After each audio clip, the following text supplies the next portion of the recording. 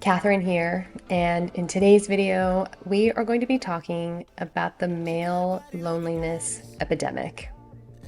I have been seeing a lot of content on social media about the male loneliness epidemic, the perspective from men and women, and it seems to be really polarized. And so I wanted to meditate and try to channel some information to maybe help us navigate it.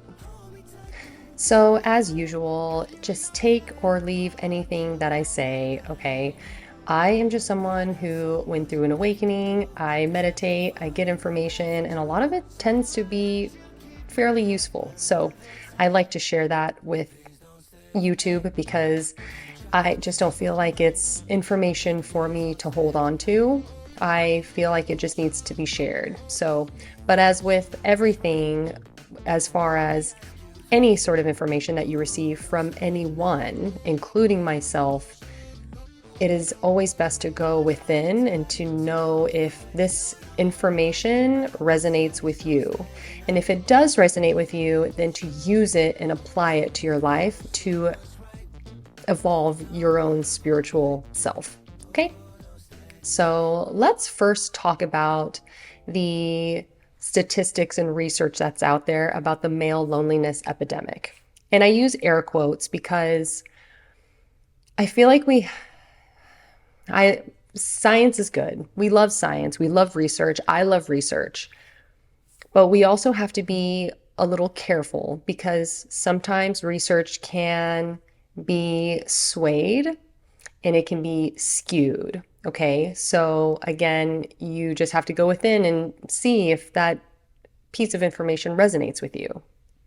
But what research shows is that there actually really is an epidemic of male loneliness. And I don't know the statistics off the top of my head, but men are more likely to not have a close friend to be able to confide in. Men are less likely to be able to name a best friend. Male suicide rates have gone up.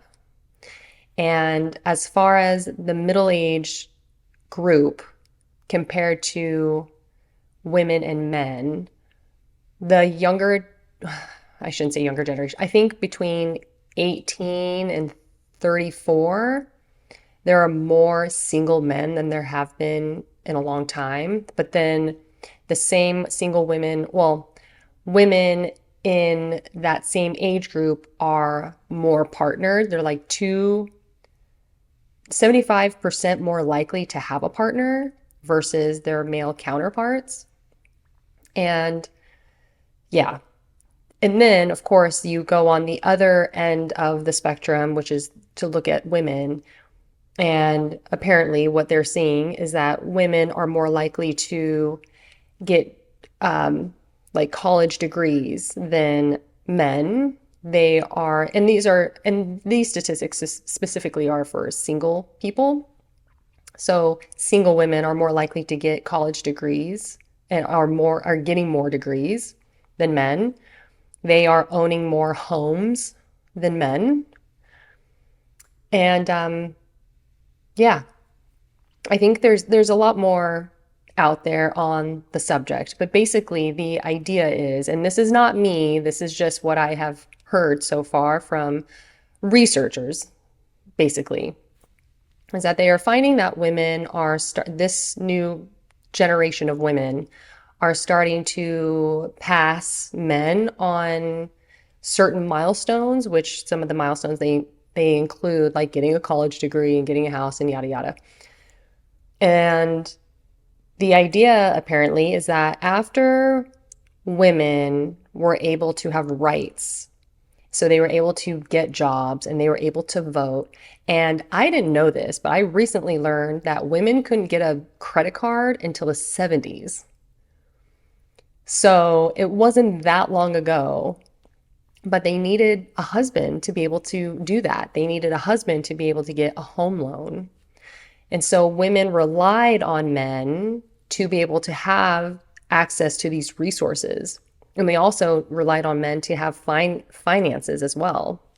And so after, and I don't know if it's like the sexual revolution that is responsible, I'm not really sure, but over time, as women developed or gained rights, they no longer had to depend on men anymore to get those resources.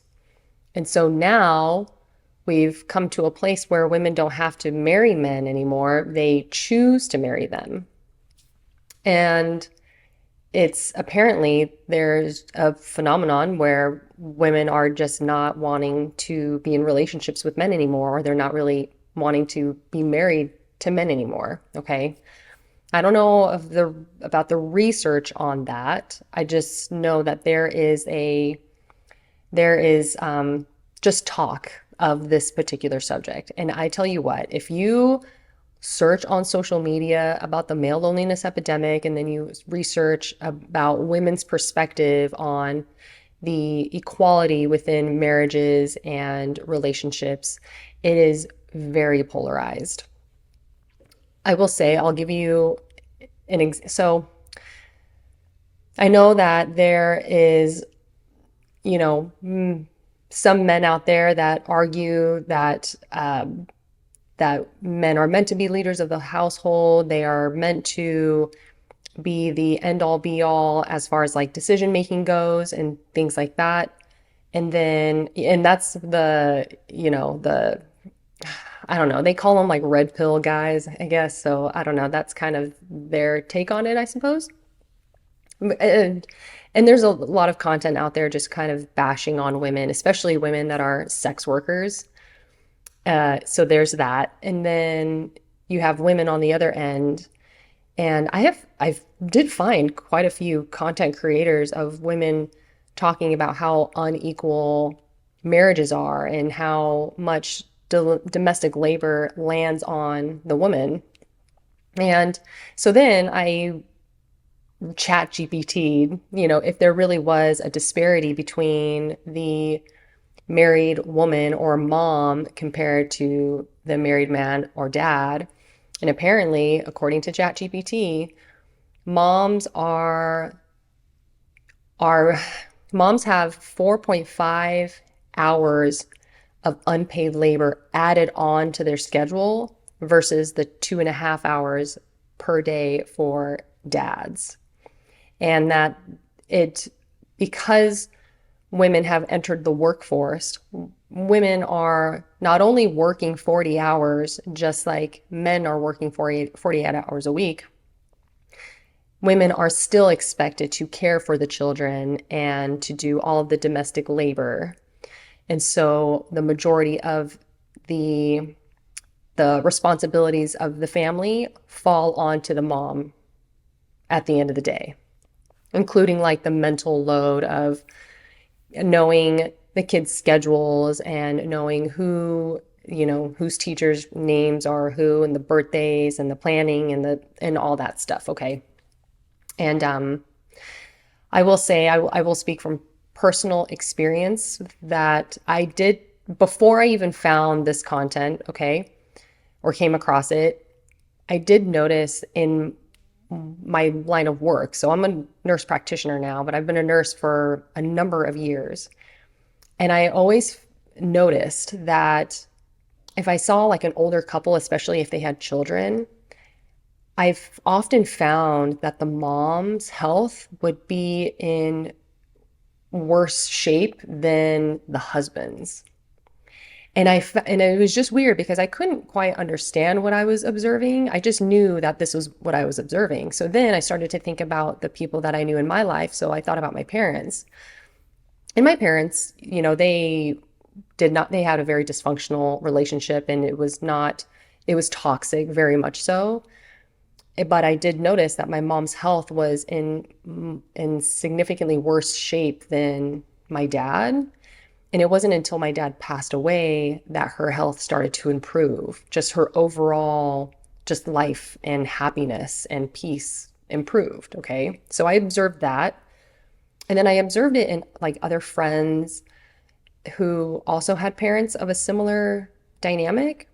And I want to make it very clear that I am not bashing on men. Okay. That is not the point of this. We're not doing that. Okay.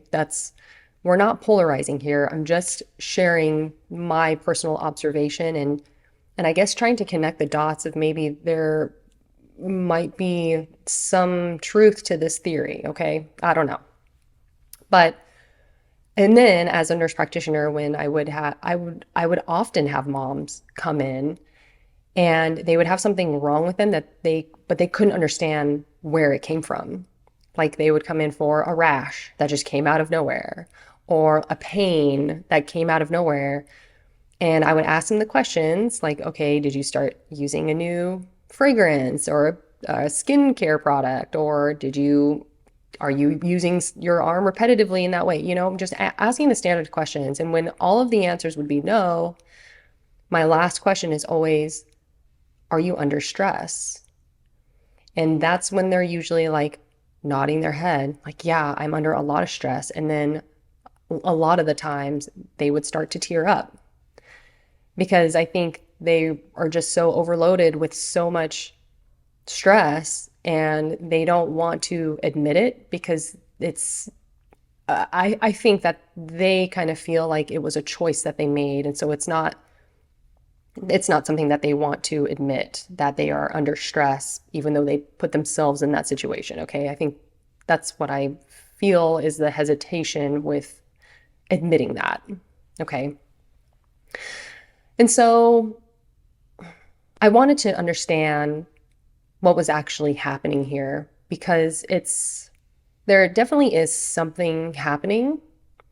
Now, the theory with everything now with my observation and what some of these female content creators are saying, they are justifying that the unequal load of domestic labor is the reason why they are choosing to not be with men at the rate that they used to be in history, I guess, which is explaining the male loneliness epidemic. Okay. And you could take this a little further and so I think when men feel lonely or isolated, they tend to spend a lot more time um, in pleasurable things, right? Like, so they will go into more of being on the computer or video games or watching sports or watching pornography, okay? And women tend to just still have closer connections with their friends. And so they don't feel as lonely because apparently women are more likely to report that they have at least a handful of good friends that they can confide in. And so it helps with that emotional and psychological support in that sense. And I some research has shown, I guess, and I learned this because I was trying to figure out if I was on the spectrum, which I am, but it's fine, is that female babies are more focused on humans and human faces, whereas male babies are more focused on toys and objects. And so this explained apparently why women or girls are diagnosed with autism later on in life. And it's because they are better at masking because they're just more driven to pay attention to people's faces and their facial expressions. And by watching their facial expressions, they were able to learn what was acceptable and what wasn't, socially anyway. And so it's easier for them to mask it and it doesn't get diagnosed until later on in life. Whereas boys are going to hyper focus on the objects and will not focus on human interaction, especially if they're on the spectrum. Okay. That's just the theory. Again, I don't know if about any of this being concrete fact. This is just stuff that I have read about and I'm just presenting it to you. So after seeing some of this content come on my feed, I don't know. I think it's easy for a woman like myself to want to jump on that bandwagon of, yeah, men, whatever, men suck, like, because we've all been through it, okay? We've all been through it. We've all been in toxic relationships. We've all been the victim of, narcissistic behavior. We've all been the victim of blah, blah, blah, okay? But I still don't think that either of it is fair. I don't think, yeah, I think it's good to bring awareness, sure, but it just seems to be a little too much. So that's why I wanted to meditate on the information. And it was really difficult, I'm not going to lie, to meditate on it because I had gotten so much information about the subject. And so when I try to meditate on any subject that I'm interested in, I try to limit how much I get exposed to as far as the information goes, because I don't want it to influence the information that's coming in. And so I tried my best, but it just feels like a lot of my brain was just flooded with outside information. Okay, so I'm just going to start, just disclaimer that. Okay. Now, as far as women wanting to step away from men and not want to be in relationships, and apparently, again, more information for you.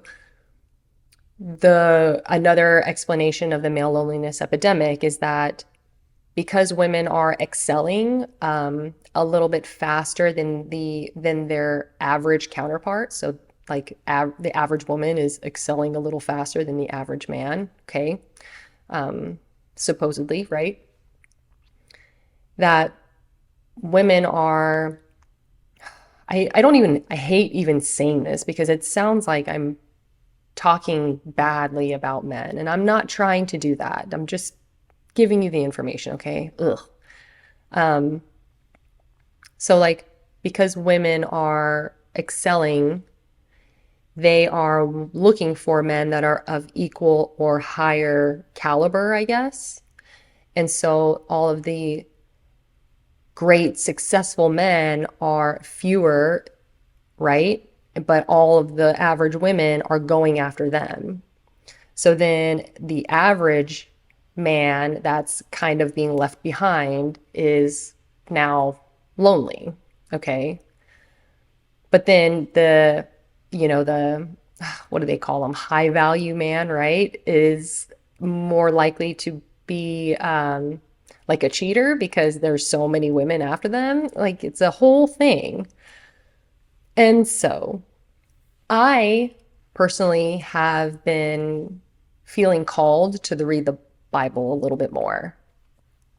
And I haven't read the story of Adam and Eve. I've only heard clips here and there of the story of Adam and Eve. But from what I understand, when Adam was created, God said that it was not good for man to be alone. So he puts Adam to sleep and he creates Eve out of a rib. Okay.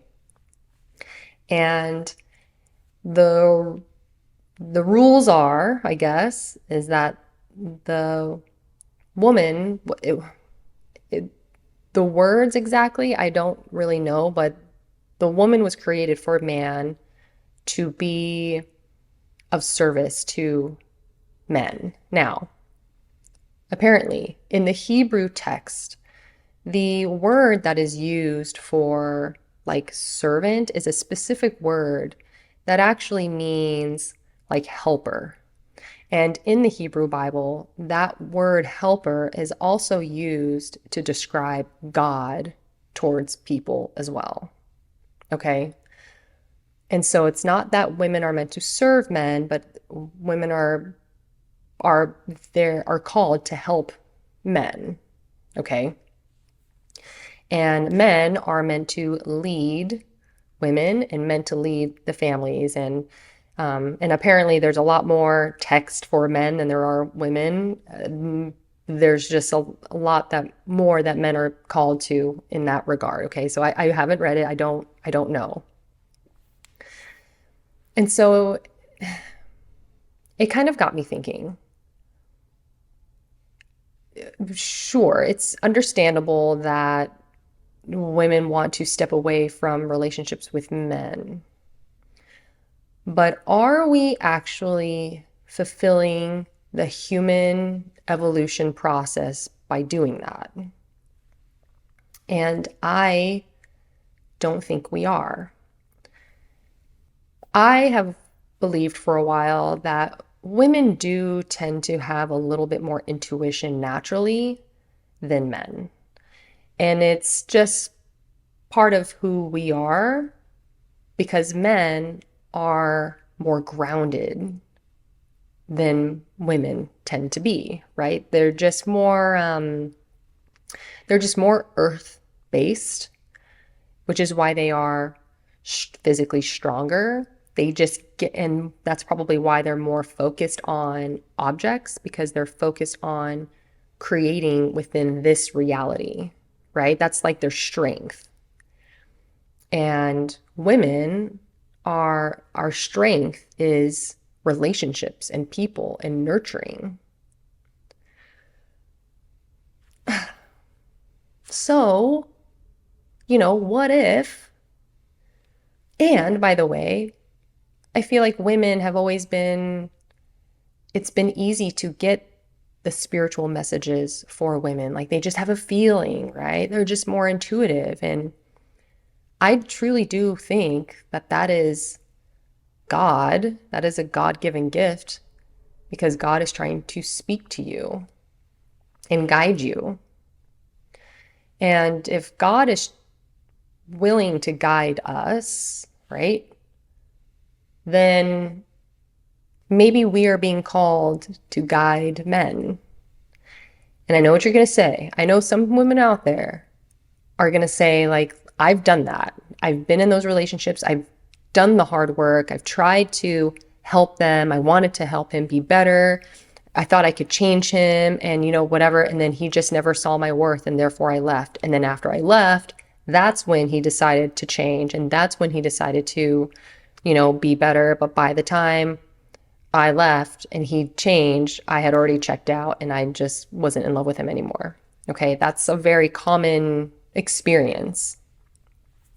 And I'm not saying that women shouldn't walk away.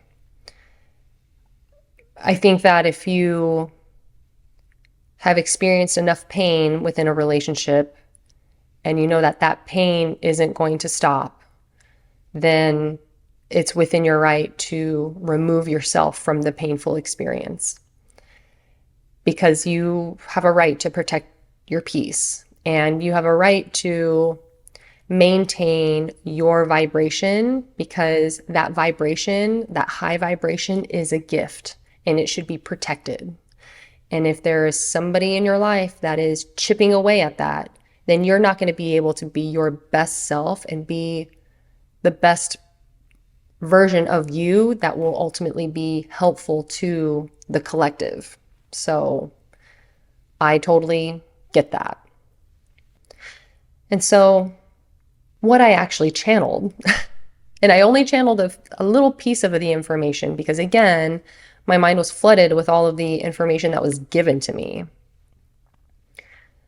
What I was told is that the male loneliness epidemic is happening for a reason.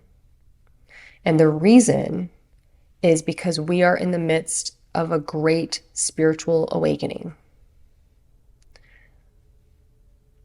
All of the changes that are happening right now, all of the, darkness in Hollywood, all of the politics, all of the weather, just all of the alien disclosure, everything is all happening right now. And this includes this male loneliness epidemic. And it's because it's part of this evolution. But why would it be part of the evolution? Well, and take it or leave it, right? But men are being called now more than ever to be of service to the whole. It's just the way the pendulum is swinging right now, because it seems like there has been a very long time where I guess maybe the majority of men, I don't know, have men need a purpose, and the purpose is to provide. And I don't mean just provide for a woman or provide for a family. I mean provide for the collective, provide for humanity, provide for the planet, just to help. They're being called to be of service. And for a long time, I think that the way they found a way to be of service was by being married and by providing for a wife and for kids, because that is advancing human evolution. That is helping the collective grow, right? Just bringing in the next generation and teaching wisdom and being a dad, right? Like that is a way of being of service. And so now that they don't necessarily need to be of service to provide for a woman necessarily, there seems to be the next step of finding what men need to be of service to now. And I can't say what that is necessarily, but what I did get is that this phenomenon, or this experience that we're having with this, I don't know, what's going on with men and women and relationships in general, is that men are being called to do the deeper work now, because the finances and things like that they don't need to focus on that anymore. They need to focus now on the healing work and the spiritual evolution aspect now. Because I would imagine, and I know this to be true about my own personal friends, my own personal girlfriends, they don't care about how tall you are. They don't care about the way you look. They don't care about how much money you make. Now, the money aspect is a reflection. It can be a reflection of character. So if you are good with your money and you know how to budget and you can take care of yourself, then that shows a character of competency, I guess, and responsibility, discipline, things like that. So it's more of that rather than just caring about how much money you make. Same thing with looks, right? They don't care about how you look, but they care about if you are taking care of your body. And so, if you're overweight, for example, it's not a signal of an unattractive man. It's a signal of not caring for yourself. And if you can't care for yourself, how can you be expected to care for a family? You know what I mean? So there's a deeper layer to some of these, supposed icks or whatever. But all of the women that I know, they don't care about that superficial stuff. They care about integrity and discipline, being not just a nice guy, but a good man, someone who is reliable, and of course, someone who is kind. And I think now the next step is men are being called to do the deeper inner healing work. And it's very scary. It's scary because it's not something that a lot of men have ever had to do. They've always had to just be able to provide, right? And I guess it's just The bar is starting to raise, and men are being called to meet it. Okay. Now, with that being said, the the the responsibility does not lie solely on the men. Not at all. Okay? Because women have been called to assist. And I know that that might not sound nice. I get it. And the problem with some of this other like content of kind of just being frustrated with men, I don't want to say that they're male bashing necessarily, but they're frustrated and they're hurt. And, so I get that. But that pendulum can't swing too far on that spectrum either. We can't just accept that we're just frustrated with men and therefore we're just not going to date them anymore. That's not excelling our human evolution either. And at the end of the day, this is about connection. Like, we are all connected. And that's the whole point, is that we have to remember that we're all connected. We are all in this together. And we can't leave each other hanging. And so women, good, conscious women are gifted in the ability to inspire. And when you have that kind of responsibility, I mean, you're called to use it wisely and effectively and to really use it. So, of course, this is a case-by-case basis, right? No one is saying that you should be in a toxic relationship, because I already know that the argument is going to be that men have been awful to women. And I mean, truth be told, the most dangerous person that a woman ever has to worry about is her partner. If there's anyone that's more likely to murder her, it's her partner, her male partner. And I don't know if I've ever mentioned this before on this channel, but I learned that the number one cause of death among pregnant women is homicide. And the majority of the time, it's the partner. So it's a mess. It really is. I think this is just a call to action from all of us, right? It's a call to action to be more compassionate, more patient, and I don't know, ladies.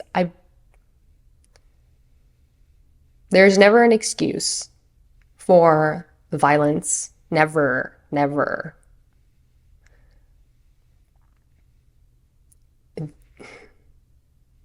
But we have to do something. Something has to happen. And all the spiritual women out there, I think you know what I'm trying to say. I think you get that we have a responsibility. But men, we good men, conscious men, that's who we want. That's who we need so desperately right now. Human evolution, spiritual evolution, we can't go without you. And so please don't make us drag you through it. Don't make us drag you through your healing, through reading books and seeing therapists and things. Like, don't make us drag you through that, because that's painful in itself. But women, if you've got a man that's willing to do it, Maybe he's dragging his feet a little bit, but if he's willing to do it, then for the love of God, hold on to him. If he is willing to do the work, have patience with him, please. I just don't, I'm worried that we're giving up too quickly and too easily on some of these relationships. And listen, we've all got baggage, we've all had pain. And so I get it. Been there, done that. But yeah, I know that the men that watch my content, they're already doing the work. So I'm so proud of you. I love you. Please, please reach out to your male friends and invite them on the journey with you, because I think some of us, men and women included, are thinking that we can find pleasure in the superficial aspects of life. Like if I make more money, then that'll make me happy. If I look more beautiful, then that'll make me happy. If, I just go out and party and just go have fun, then that makes me happy. I think momentarily we forget that we're lonely, or we forget that we're not that fulfilled, but it's not fulfilling. What ultimately ends up being fulfilling in the end is being of service and connection.